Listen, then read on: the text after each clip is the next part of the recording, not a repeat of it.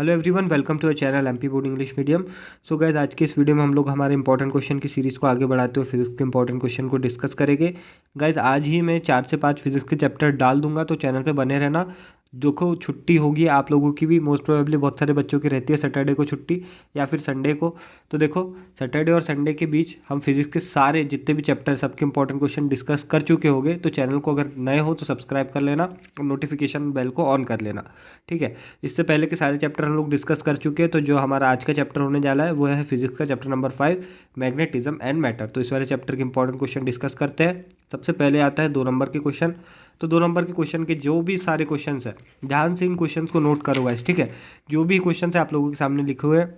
तो 2 नंबर में जो पहला क्वेश्चन आता है वो है, what do you mean by intensity of magnetic field, right it's SI unit, ठीक है। दूसरा question, define magnetic lines of force, क्या होते हैं मैग्नेटिक लाइन्स ऑफ फोर्स। तीसरा क्वेश्चन आता है, व्हाट इज डायमैग्नेटिक सब्सटेंस। और चौथा आता है, व्हाट इज पैरामैग्नेटिक सब्सटेंस। देखो गाइज, यहाँ पे ऐसा हो सकता है ना, जैसे आप देख रहे हो ये क्वेश्चन है, जैसे डायमैग्नेटिक और ये पैरामैग्नेटिक, तो इसमें आप लोगों को कंपैरिजन भी बोल सकता है कि right the difference between diamagnetic substance and paramagnetic substance. तो आप लोगों को डिफरेंस लिख करके आना होगा। क्वेश्चन कैसे भी बनाया जा सकता है ना। मैं आप लोगों को हर बार समझाता हूँ कि क्वेश्चन बनाने का पैटर्न कैसा भी हो सकता है। आपको बस वो टॉपिक जो है उस पर अपनी मास्टरी कर लेना है। अगर आपने डायमैग्नेटिक सब्सटेंस पढ़ लिया ना, तो आप चाहे वो डिफरेंस में हो, चाहे वो नोट लिखने बोले या बोले व्हाट इज डायमैग्नेटिक सब्सटेंस, आप तीनों क्वेश्चन सॉल्व कर सकते हो। बस आप लोगों को ये पता होना चाहिए कि डायमैग्नेटिक सब्सटेंस होता क्या है। तो मैं जो आप लोगों को क्वेश्चन बता रहा हूँ यहाँ पे, उसके टॉपिक्स को अच्छे तरीके से कवर कर लेना है ना। जैसे मैंने बोला डायमैग्नेटिक सब्सटेंस, तो डायमैग्नेटिक सब्सटेंस को अच्छे से पढ़ के चले जाना, पैरामैग्नेटिक को अच्छे से पढ़ के चला जाना, तो भी अपना काम हो पाएगा, ठीक। अब आते हैं 3 नंबर के क्वेश्चन पे। तो 3 नंबर के जो मेरे हिसाब से क्वेश्चन बन सकते हैं वो इस प्रकार है। पहला, write Coulomb's law of magnetism and define the unit of magnetic pole with its help, ठीक। दूसरा question, what write the properties of magnetic lines of force.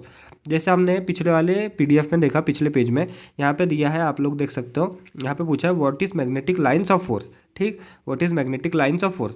अब दूसरे वाले पेज में आप लोग देखोगे तो दूसरे वाले पेज में क्या क्वेश्चन रखा है, मैंने क्वेश्चन रखा है right the properties of magnetic lines of force. तो एग्जामिनर क्या कर सकता है, पहला वाला क्वेश्चन और दूसरा वाला क्वेश्चन को मिलाकर के 4 नंबर का क्वेश्चन बना सकता है। क्वेश्चन कैसे बनेगा, what do you mean by magnetic lines of force, right the properties of magnetic lines of force. तो बन गया 4 नंबर वाला क्वेश्चन। तो जैसा मैंने पहले बोला, आप लोगों को पता होना चाहिए कि चीज़ कैसी है, फिर वो 2 नंबर के लिए पूछी जाए, 3 नंबर के लिए या 4 नंबर के लिए, आपके पास कंटेंट होगा, ठीक है। तो जो मैं बता रहा हूँ उसको प्रैक्टिस अच्छे से कर लेना। तीसरा question, right the properties of paramagnetic, diamagnetic and ferromagnetic substance. जैसा मैंने आप लोगों को बोला, अगर आप लोगों ने डायमैग्नेटिक सब्सटेंस पढ़ लिया तो आप लोगों को उसकी ऑब्वियसली प्रॉपर्टीज भी पढ़ी होंगी।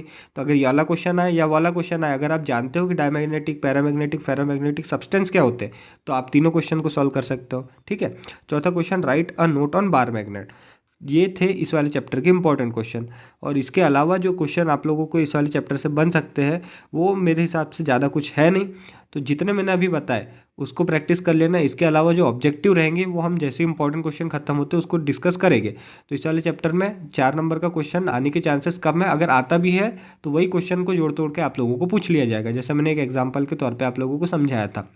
तो ये थे आज के इस वीडियो में। वीडियो पसंद आया तो लाइक कीजिएगा। Thank you for watching this video. मिलते हैं आप लोगों से नेक्स्ट वीडियो में।